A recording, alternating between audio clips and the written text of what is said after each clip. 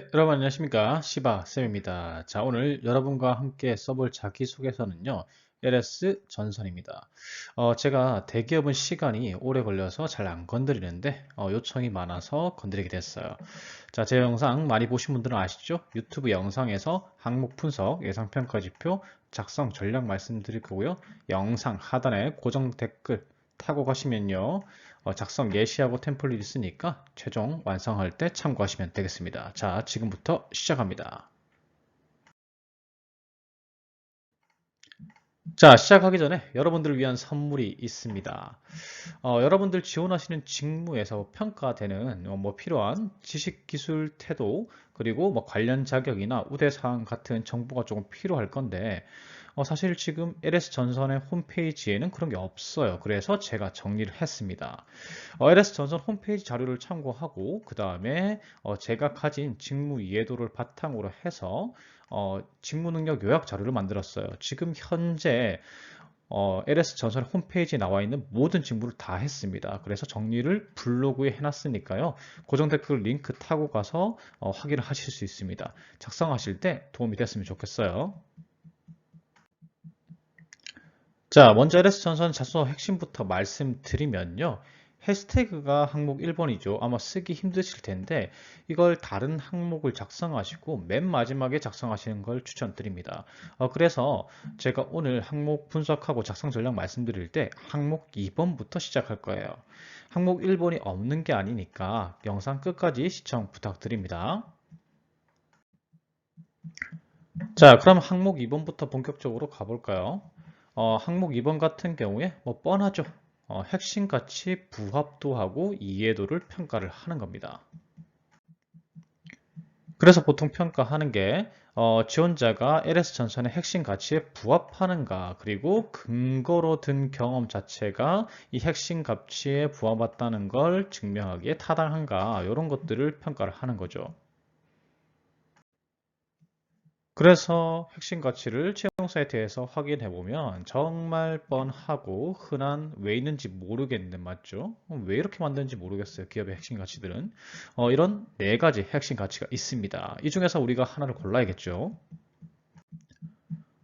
뭐 일단 네 가지 중에서 키워드를 뽑아내라면 고객 지향 소통, 뭐 소통 중에서도 서로 존중하고 협조하는 태도, 그 다음에 규정, 원칙 준수, 전문성, 이런 것들을 키워드로 뽑을 수 있는데 일단 전문성 탈락. 왜냐하면 직무 역량 같은 경우에, 전문성 같은 경우에 항목 3에서 충분히 기술할 수 있으니까 탈락. 자, 그리고 이 두 번째 소통 같은 경우에도 항목 4번하고 조금 겹쳐요. 그래서 이 소통을 안 쓰시는 걸 추천드리고요. 제일 추천하는 거는 규정, 원칙 준수. 이 세 번째 거랑 그 다음에 고객 지향 태도입니다. 자, 요 두 가지 중 하나를 골라서 작성하시는 걸 추천드려요. 자신 있는 사례를 바탕으로 적으면 되겠죠. 자, 그러면 우리가 경험과 더불어서 작성을 해야 되니까, 자, 규정 준수, 원칙 준수를 고르실 경우에 이런 사례가 있어야 됩니다. 규칙을 준수하기 어려운 상황에서, 자, 준수하기 쉬운 상황에서 지키면 그게 사례가 안 되겠죠, 맞죠? 그래서 규칙을 지키기 무지 힘들었습니다. 그래서 그런 상황에서 나는 꿋꿋이 규칙을 준수했어요. 그리고 이런 게 있으면 추가적으로 있으면 좋죠.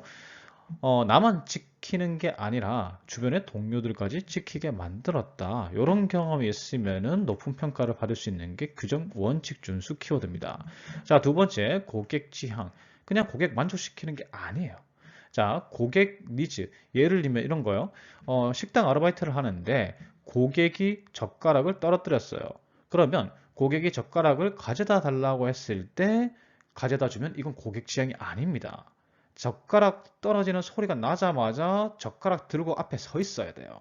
고객의 니즈, 그 젓가락을 떨어뜨린다는 건 젓가락을 요구할 가능성이 큰 거죠. 그러니까 고객의 니즈를 사전에 파악해서 대처하고, 그렇게 대처하니까 고객이 매우 만족하고 놀래더라. 그래서 향후 서비스에도 젓가락을 떨어뜨리면 무조건 달려가서 젓가락을 줬다. 요청하기 전에 향후 서비스에 반영한 경우. 그러니까 고객의 니즈를 사전에 파악해서 대처하고 이걸 느꼈으니까 향후 서비스에 반영했다. 이런 사례가 있으면 고객 지향 키워드를 선택하실 수가 있습니다.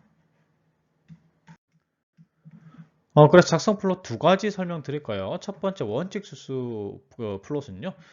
저는 원칙 순수에 해당하는 인재입니다.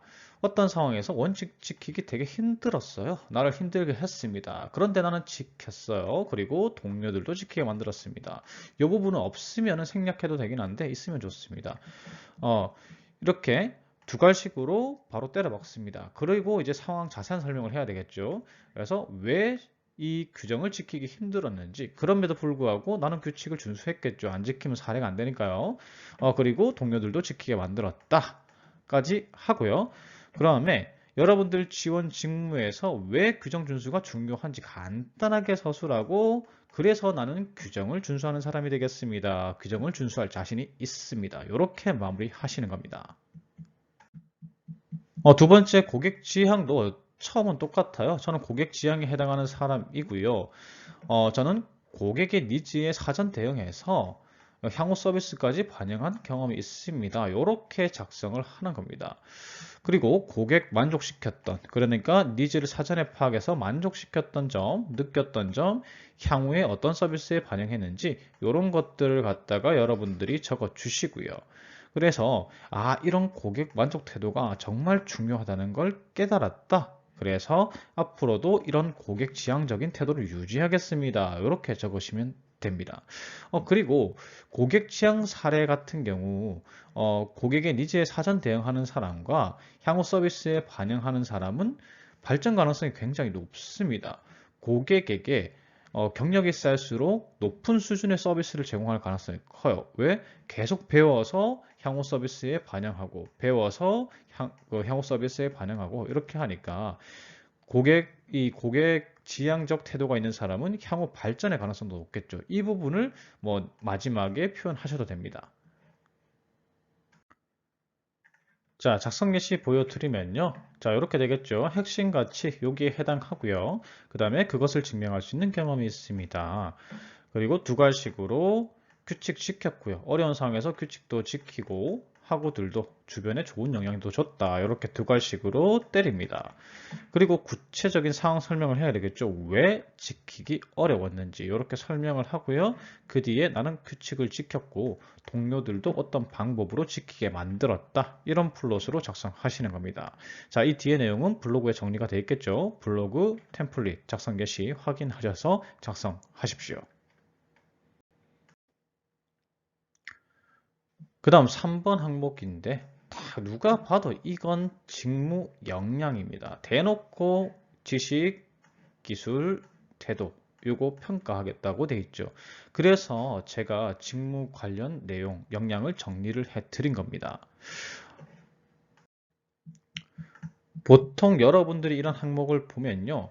이건 직무 능력만 평가하는 거구나. 직무 역량만 평가하는 거구나. 이렇게 착각하기 쉬워요. 자, 그런데 보통 기업들에서 이런 항목을 내면요. 직무 역량뿐만 아니라 이 지원한 업무에 대한 이해도 이런 것들도 더불어 평가를 하니까 이 부분도 업무 이해도죠. 이 부분도 표현되도록 여러분들이 작성하셔야 돼요. 그래서 충분히 여러분들께서 작성하실 수 있도록 제가 블로그에 직무별 직무 능력을 요약해 놨다고 했죠. 이거 참조하시면서 적으시면 되고요. 작성하실 때는 완전한 보고서 형태가 아니라 반 보고서 형태로 작성하시는 걸 추천드립니다. 자, 반 보고서 형태가 무엇인지는 제가 예시 보여드리면서 설명을 드릴게요. 자, 그리고 그것만으로 좀 부족하다라고 하면은 이 지식, 기술, 이제 태도 부분별로 딱 정리되게 나온 거, 직무별로 나온 게 NCS 사이트죠, 맞죠? NCS 사이트 보면은 직무별로 검색하면은 관련 지식, 기술, 태도가 다 나옵니다. 그래서 요거 뭐 좀 이제 제가 정리해드린 자료로 모자라다고 생각하면 요거까지 참고할 수는 있는데 너무 양이 방대할 가능성이 큽니다. 제가 핵심 역량 잘 정리해놨으니까 요 정도 참고하시고 적으셔도 충분하긴 합니다. 제가 이 직무 능력 요약을 해놨다고 했는데, 이 지식 기술을 합쳐놨죠? 뒤에, 지식 붙이면은 지식이고요. 기술 붙이면 기술입니다. 예를 들면, 프리젠테이션 관련 지식, 프리젠테이션 기법 관련 기술. 이렇게 문제 붙일 수 있겠죠, 맞죠? 그래서 지식, 기술, 태도는 요 부분 이제 각 직무별로 보시고 참고하시면 되겠습니다. 그래서 작성 플롯은요, 지원 직무 핵심 역량 간단하게 설명하고, 그 다음에 보고서 형태로 지식, 기술, 태도 딱 목차 짜가지고 작성하시면 돼요. 자, 바로 보여드릴게요. 먼저 지원 직무가 하는 일을 이제 잠깐 설명합니다. 너무 길어지면 안 돼요. 이 내용이 길어지면 안 됩니다. 그래서 이런 것들을 업무 내용을 하니까 역할을 하니까 이런 지식이 필요하고요. 그 다음에 이런 기술이 필요하고 이런 태도가 필요합니다. 그리고 저는 위와 같은 능력을 보유하고 있습니다. 이렇게 시작을 하는 겁니다. 그 밑에 뭐가 따라오죠? 지식 적고요. 지식이 많으면 이렇게 이제 소제목별로 분류를 해가지고 가나다를 하든 아니면은 괄호쳐서 1, 2, 3을 하든 이렇게 목차를 만들어서 이렇게 지식을 가지고 있다라고만 적으면 안 되겠죠. 이 지식을 이제 증명할 수 있는 어떤 교육을 받았다. 보통 학교 교육 여러분들이 많이 받으시니까 관련 과목들 이렇게 쭉 쓰시고 뭐 등 해서 몇 학점을 이수했다. 아니면 이제 외부 교육을 받으셨으면 몇 시간을 이수했다. 이런 것들 하면 되겠죠. 맞죠? 그리고 관련 자격 적어주시고 요 지식에 관한 그리고 요 지식을 뭐 활용하거나 아니면 이제 향상시켰던 경험을 적으시고요. 그 다음에 업무 이해도 부분 들어가야 된다고 했죠. 지원 직무 이런 지식을 가지고 있으면 이런 업무를 하는데 유리하다. 그래서 업무 관련 내용들 적으시면 되겠습니다. 그래서 이렇게 지식 적고요, 기술 적고 태도 적으면 되겠죠. 제가 나머지 부분 예시도 태도나 이제 기술에 관련한 이제 예시도 제가 블로그에 정리해 놨으니까 참고하시면서 적으시면 되겠죠. 자, 항목 4번을 보면서 여러분들께서는 여러 가지 해석을 하셨을 겁니다. 이게 뭐 단체 생활, 조직 생활 능력을 평가하는 건가? 아니면 문제 상황, 문제 해결 능력인가? 이게 뭘까? 라고 궁금해 하셨을 텐데 간단합니다. 조직의 목표 달성을 위해서 스스로 노력한 적이 있습니까? 요 질문입니다. 사실 공기업에서 문제 해결 능력하고 비슷한 평가 지표가 반영이 되는데 보통 기업들에서 이겁니다. 조직의 목표가 있을 거예요. 그리고 이 목표에 방해되는 거 맞죠? 목표 달성하는 데 있어서 방해되거나 보완해야 되는 것들이 있고 그걸 우리는 문제라고 합니다. 그걸 스스로 시키지 않아도 스스로 인식해가지고 내가 나서가지고 주도적으로 해결할 수 있는 그런 역량을 갖추고 있는가 지원자가 이런 부분을 평가하게 되겠죠. 그래서 우리는 그러한 기대에 발맞춰 줘야 됩니다. 작성 전략은요. 자, 제가 말씀드렸듯이 목표 달성에 방해가 되는 요인을 스스로 찾아 인식한 경험, 그리고 본인이 할 수 있는 역할을 인식해가지고 주도적으로 해결하거나 개선한 경험을 작성하셔야 됩니다. 그리고 항목 2번에서 우리가 포기한 게 있죠. 소통, 포기했잖아요. 그래서 이 문제 해결 과정 중에 팀의 협조적인 태도나 아니면 팀의 소통을 활성화시켰다던가 아니면 팀원들에게 동기부여를 했다던가 이런 내용이 조금 녹아가면 좋고요. 그리고 문제 해결의 상황 자체가 직무하고 좀 연관성이 있으면 좋아요. 그래서 직무와 관련한 유관 경험이던가 아니면 직무와 관련한 능력을 보여줄 수 있는 문제 해결 경험이면 좋습니다. 자, 이런 것들을 생각하고 작성을 해야 됩니다. 그래서 작성 플롯은 이렇게 되겠죠. 내가 어떤 팀에서 활동했는데 팀의 목표는 무엇이었고 팀의 목표 달성에 어떤 요소가 방해 요소가 있었다. 그래서 그 문제를 인식하고 나서 내가 이런 역할을 할 수 있겠다라고 느꼈겠죠. 그리고 이제 해결을 하는데 혼자 해결하는 게 아니라 팀원들에게 협조를 구하고요. 혹은 소통을 활성화시키거나 아니면 팀원들에게 동기를 부여해서 팀원들과 함께 해결했다는 게 있으면 좋습니다. 뭐 이런 게 없으면 생략해도 되는데 우리는 소통 한 스푼을 넣어 주자고요. 그래서 문제 해결이 됐겠죠. 그리고 느낀 점과 그 느낀 점을 입사 후에 어떻게 반영하겠다. 이런 내용이 작성 플롯이 됩니다. 자, 예시 볼까요? 먼저 두 가지씩 지켜야 되겠죠. 어디에 팀 활동을 하는데 목표 달성에 방해되는 문제를 인식해서 주도적으로 해결했습니다. 딱 평가 지표 다 들어가게 두 가지식으로 때려 박은 다음에 자, 문제 인식 부분. 목표는 뭐였다? 입상 목표를 했죠. 그래서 입상을 목표로 하는데 방해되는 게 설계 도면 작성이었다. 자, 그런데 도면 제작에 관련해서 역량을 가진 팀원이 아무도 없었다. 문제를 인식했죠. 그러면은 어떻게 해야 돼요? 본인 역할을 인식해야 됩니다. 도면 제작이 중요하다고 생각했는데 제가 그 문제를 해결하겠다라고 자원을 했다. 그래서 설계직 같은 경우에 이런 내용이 가능하겠죠. 학교 때는 CAD를 배웠는데 이 3D 모델링 관련 역량이 좀 필요했다. 제품 관련해서. 그래서 카티아 관련 능력을 키웠다. 요게 이제 직무 관련이죠. 맞죠? 설계 직무 관련. 그래서 이런 내용을 넣으면 좋다라는 겁니다. 뭐 굳이 직무 관련 내용을 안 넣어도 되지만 이렇게 넣는 게 좋습니다. 그리고 제가 뭐라 그랬어요? 우리 소통 한 스푼 넣자라고 얘기를 했잖아요. 그래서 혼자 힘으로 하는 것보다는 조금 이게 양질의 도면을 위해서는 자, 이 팀원들을 설득을 했고요. 맞죠? 그리고 자료 수집을 요청했다. 협조를 구했다. 그래서 훨씬 수월하게 다 같이 작업할 수 있었습니다. 이런 내용이 들어가면 좋다라는 겁니다. 핵심 가치하고 맞잖아요. 그리고 이렇게 하면 어때요? 다 같이 나섰으니까 당연히 문제 해결이 됐을 거고요. 거기서 느낀 점을 입사 후에 반영하겠습니다. 이렇게 작성할 수가 있겠죠. 자, 나머지 내용 블로그에 정리해 놨으니까요. 참고하시고 적으시면 됩니다. 자, 다시 항목 1번으로 돌아왔습니다. 해시태그입니다. 뭐 굉장히 최신 것처럼 느껴지죠. 해시태그라고 하니까. 근데 예전부터 이런 항목은 있었어요. 그 자신을 나타내는 핵심 단어 3가지를 적으십시오 하고 다른 게 뭐예요? 맞죠? 똑같아요. 그래서 이걸 해석하면은 본인이 보유한 최고의 경쟁력 3가지를 알려주세요 라고 하는 겁니다. 그래서 얼굴 천재 이런 거 적으면 안 됩니다. 얼굴이 핵심 역량이 아니잖아요. 맞죠? 만약에 홍보직 같은 경우에는 어떤 채널 유튜버라고 적으면 되겠지만 홍보직이 아닌 경우에는 전혀 쓸데가 없겠죠. 맞죠? 자, 그래서 어떤 평가 지표가 있는지 한번 살펴봅시다. 이걸 하는 이유는 간단해요. 면접위원들이 면접 볼 때 참고 지표로 보통 활용이 됩니다. 이 사람이 가장 표현하고 싶은 핵심 역량 3가지가 딱 나오잖아요. 그러니까 그것만 딱 보더라도 이 사람의 핵심 역량이 뭔지 빠르게 파악할 수 있기 때문에 이런 항목을 넣습니다. 그래서 직무적 합도를 평가를 용이하게 하려고 이런 항목을 넣어 놓은 거죠. 그래서 이런 해시태그를 통해서 자기소개서 가이드 역할을 하거나 이 사람의 핵심 역량을 쉽게 파악할 수 있는 면접 가이드 역할을 하는 게 이 항목입니다. 우선 해시태그 1번은 간단해요. 자, 여러분들 보유 자격증 중에서 최상위 자격증 있죠? 핵심 가치 전문성에 해당되는 내용입니다.